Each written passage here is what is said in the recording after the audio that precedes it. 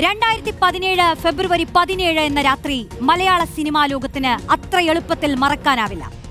അറിയപ്പെടുന്ന ഒരു മലയാള നടി ഷൂട്ടിംഗ് ലൊക്കേഷനിൽ നിന്ന് തിരികെ പോകവേ ദേശീയ പാതയിൽ വെച്ച് കാറിൽ കൊട്ടേഷൻ സംഘങ്ങളുടെ ക്രൂരമായ പീഡനത്തിനിരയായ രാത്രി. വർണ്ണശഫളമായ പുറം കാഴ്ചകൾക്കപ്പുറത്ത് സിനിമയ്ക്കകത്തെ പീഡനങ്ങളുടെയും കൊട്ടേഷനുകളുടെയും ഭീകരമായ അധ്യായങ്ങൾ പുറം ലോകം അറിഞ്ഞു തുടങ്ങിയത് അന്നു മുതലാണ്. നീതിന്യായ സംവിധാനത്തിന് കീഴിൽ ഏതൊരു സാധാരണക്കാരനുമുള്ള പരിഗണനയെ ഏത് മിന്നും താരത്തിനുമുള്ളൂവെന്ന് മലയാളിക്ക് ബോധ്യപ്പെട്ടു തുടങ്ങി.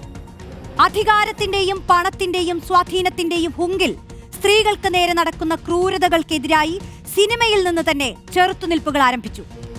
കുഴിച്ചു മൂടാൻ ശ്രമിച്ച തെളിവുകളെല്ലാം ഒന്നൊന്നായി പുറത്തു കൊണ്ടുവന്നാൽ മാത്രമേ അതിജീവിതയ്ക്ക് നീതി ലഭിക്കുള്ളൂ എന്ന തിരിച്ചറിവിൽ നിന്നാണ് റിപ്പോർട്ടർ ഈ പോരാട്ടത്തിൽ നിലകൊണ്ടത്.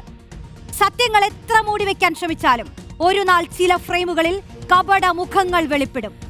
വർഷങ്ങൾ നീണ്ട ഈ നിയമ പോരാട്ടത്തിൽ ഓരോ നിർണായക വിവരങ്ങളും ഘട്ടം ഘട്ടമായി മലയാളി സമൂഹത്തിന് മുന്നിലെത്തിച്ചത് റിപ്പോർട്ടർ ടിവിയാണ്. ആർ റോഷിബാൽ എന്ന മാധ്യമ പ്രവർത്തകന്റെ നിശ്ചയദാർഢ്യത്തോടെയുള്ള വിട്ടുവീഴ്ചയില്ലാത്ത ഇടപെടലുകൾ നീതിക്ക് വേണ്ടിയുള്ള ചെറുത്തുനിൽപ്പുകളെ ശക്തിപ്പെടുത്തി. ക്രിമിനൽ സംഘത്തിന്റെ ക്രൂരതകൾക്ക് നടുവിൽ രാത്രിയിൽ ഒറ്റപ്പെട്ടുപോയ ഒരു സ്ത്രീ അനുഭവിച്ച വേദനയും അരക്ഷിതാവസ്ഥയും മനസ്സിലാക്കിയവരെല്ലാം അവൾക്കൊപ്പമെന്ന് തീർത്തു പറഞ്ഞു. നടൻ ദിലീപിന്റെ 1.5 കോടിയുടെ കൊട്ടേഷനിലാണ് താൻ ഇത് ചെയ്തതെന്ന ഒന്നാം പ്രതിയുടെ മൊഴി ഇന്ന് പുറത്തു വരുമ്പോൾ കേസിൽ മറ്റൊരു ചുവടുവെപ്പാവുകയാണത്. ന്യൂസ് ബസ് ചർച്ച ചെയ്യുകയാണ്.